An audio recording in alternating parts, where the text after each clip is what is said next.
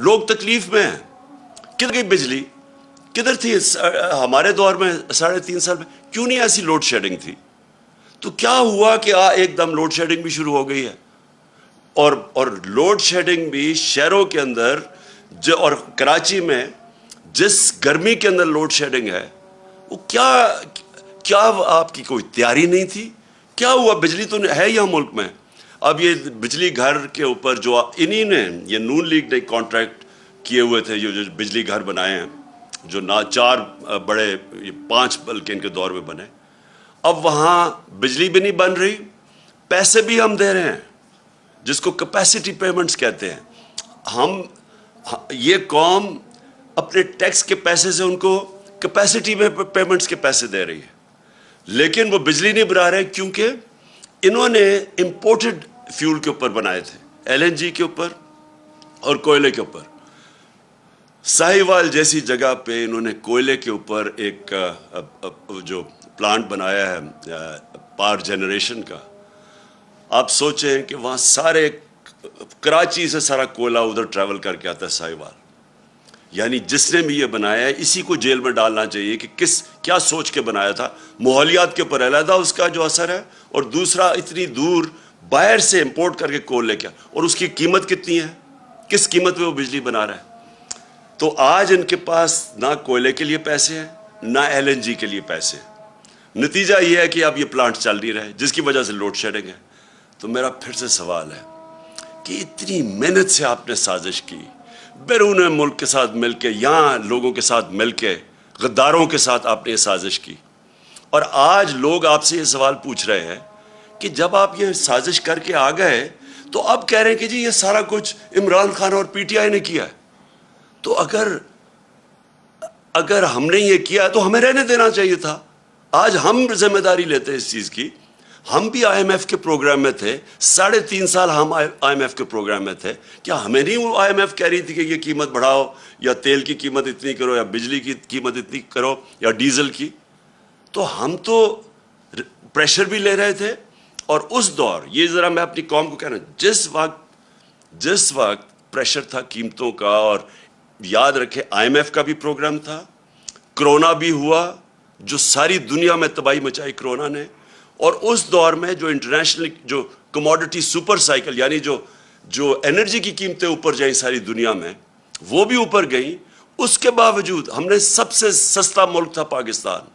آج اگر آپ قیمتیں دیکھیں، جس قیمت پہ ہم ڈیزل بیچ رہے تھے، پٹرول بیچ رہے تھے، بجلی حالانکہ کانٹریکٹ انہوں نے سائن کیا، پھر بھی ہم نے قیمتیں روکی ہوئی تھی.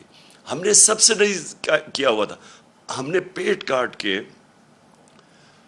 ڈیزل اور پٹرول کو اور بجلی قیمت نہیں بڑھنے دی. IMF پریشر برداشت کیا کیونکہ ہمیں پتا تھا کہ لوگوں کے حالات کیا ہیں. ہمیں پتا تھا کہ یہ ایک انٹرنیشنل عذاب آیا ہوا ہے. کون سی قیامت آئی کہ آج سارا کچھ آسمانوں پہ چلا گیا. جو قیمتیں انہوں نے بڑھائی ہیں 2.5 مہینوں میں، ہمارے 3.5 سال میں اتنی قیمتیں نہیں بڑھی. کوئی چیز لے لیں، آٹا لیں، گھی خاص طور پہ لیں، یہ ڈیزل اور پٹرول، بجلی کی، ابھی تو لوگوں کو بجلی کے بل آنے ہیں. تو بجائے لوگوں کو ان کی دکھ درد سنیں اور کوشش کریں کسی طرح اپنا ذہن استعمال کریں، سوائے اپنی چوری بچانے کے لیے اور NRO لینے کے لیے، ذہن استعمال کریں کہ کیسے آپ لوگوں کا بوجھ کم کر سکتے ہیں. بجائے وہ کرنے کے آج ان کو ٹیئر گیسنگ کی ہے، دہشت پھیلائی جا رہی ہے، ڈرایا جا رہا ہے لوگوں کو. میری آج اپنی ساری قوم سے ایک ہی آپ سب کے لیے درخواست ہے، اپیل ہے کہ دیکھیں، ایک پرامن احتجاج ہم سب کا حق ہے. یہ ہمیں جمہوریت ایک حق دیتی ہے، ہمارا آئین حق دیتا ہے.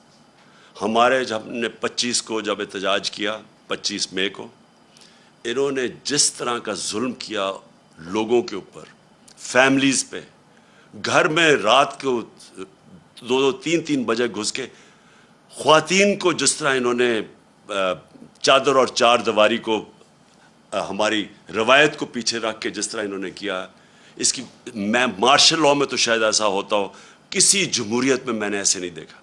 میں نے جنرل مشرف کی آمریت کے اندر، وہ بھی ملٹری ڈکٹیٹر تھے، میں نے اس میں اس طرح کا ظلم نہیں دیکھا جو انہوں نے کیا 25 کو. اور اب ہم پھر تماشا دیکھ رہے ہیں. یہ کر کیا رہے ہیں؟ سنبھالی ان سے معیشت سنبھالی نہیں جا رہی, قیمتیں ان سے روکی نہیں جا رہی, باہر پھر رہے ہیں ہاتھ پھیلا کے وہ ان کی مدد جس طرح کر رہے ہیں. جس طرح میں نے کہا کہ وہ کوئی بھی فری لنچ نہیں ہوتا, یعنی کوئی مفت میں آپ کی مدد نہیں کرتا, وہ کوئی نہ کچھ آپ سے مانگ رہے ہیں. ان کو بھی خوش کرنے کے لیے انہوں نے ہماری نیشنل سیکیورٹی کو کمپرومائز کرنا ہے, وہ بھی اب دیکھتے رہے. تو اب اگر ان کا خیال ہے کہ صرف ظلم کر کے اور تشدد کر کے کسی طرح لوگوں کو کنٹرول کریں گے, ایسے لوگ کنٹرول نہیں ہوں گے. ابھی مہنگائی جہاں تک ہمیں پتہ ہے جولائی میں اور بڑھنی ہے, کیونکہ انہوں نے جولائی میں جو LNG تھی وہ نہیں آ رہی. اب ان کے پاس جو یہ سمجھ رہے تھے کہ یہ باہر سے چیزیں, یہ فیول خرید لیں گے, یہ کوئلہ یا LNG, وہ ان کے پاس وہ وسائل نہیں ہے کیونکہ قیمتیں اوپر چلی گئی ہیں. لہٰذا میں آج اپنی ساری قوم کو کہہ رہا ہوں کہ میں 2 تاریخ کو ہفتے کی شام کو اسلام آباد میں انشاءاللہ ایک تاریخی ہم کریں گے پروٹیسٹ پرامن, جو ہمیشہ ہم کرتے ہیں پرامن پروٹیسٹ. ہم سارے شہروں کے اندر بھی لوگوں کو کہہ رہے ہیں کہ پروٹیسٹ کریں. پشاور, لاہور, کراچی, ملتان, کوئٹہ, جتنے ہمارے بڑے شہر ہیں ادھر بھی ہم پروٹیسٹ کر رہے ہیں, اور ہم یہاں پریڈ گراؤنڈ پہ کریں گے. میں یہ چاہتا ہوں کہ ایک زندہ قوم بن کے ہم سارے ان پروٹیسٹ میں شامل ہوں. ہم توڑ پھوڑ نہ کریں کیونکہ اپنے ملک کو ہی نقصان پہنچتا ہے, لیکن پرامن احتجاج ہم سب کریں بتانے کے لیے کہ ایک جمہوریت میں یہ ہمارا حق ہے اور حکومت کا فرض ہے کہ وہ لوگوں کی آواز سنیں. حکومت ڈنڈے سے کبھی بھی جمہوریت نہیں چلتی. حکومت اگر ڈنڈے برسائے گی اور ٹیئر گیس کرے گی, جمہوریت ایسے نہیں چلتی. جمہوریت چلتی ہے اخلاقی قوت سے, جسمانی قوت سے جمہوریت نہیں چلتی. وہ ڈکٹیٹرشپ چلتی ہے, وہ بادشاہ سے چلتی ہو.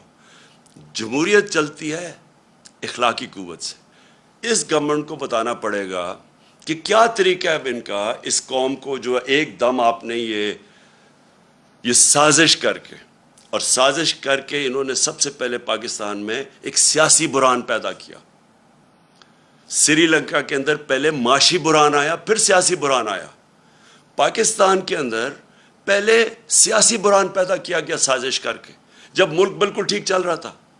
ہماری پوری پلاننگ ہوئی تھی, جس طرح میں نے کہا ہم نے روس سے تیل لینا تھا, ہم نے ہندوستان کی طرح اپنے لوگوں کے اوپر بوجھ نہیں پڑنے دینا تھا جو دنیا عالمی منڈی میں تیل مہنگا ہوا ہے. ہمارا پورا پلان بنا ہوا تھا.